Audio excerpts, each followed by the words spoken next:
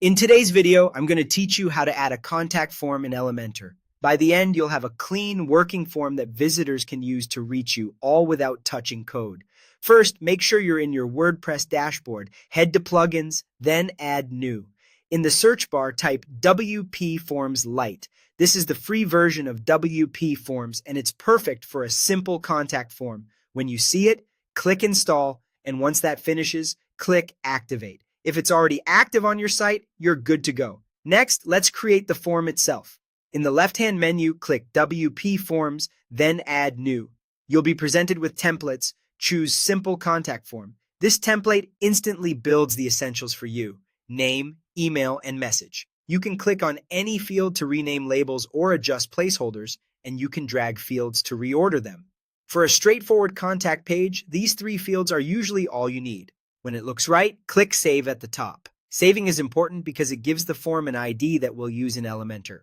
After you save, WP Forms will display a short code near the top of the screen. It looks something like bracket WP Forms ID equals a number bracket. Highlight that short code and copy it. Think of this short code as a small instruction that tells your page exactly which form to display.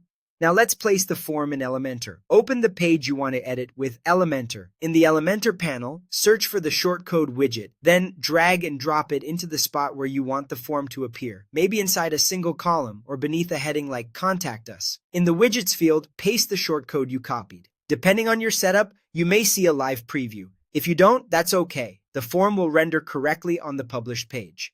Click Update in Elementor to save your changes, and then preview the page on the front end to confirm everything looks good. If the form feels cramped, consider placing it in a wider section or adjusting column widths and padding so it breathes visually. If changes don't appear right away, clear your site or browser cache and refresh. WP Forms Lite includes basic spam protection, and you can explore additional settings later for confirmations and notifications. That's it. Your contact form is now live in Elementor and ready for your visitors.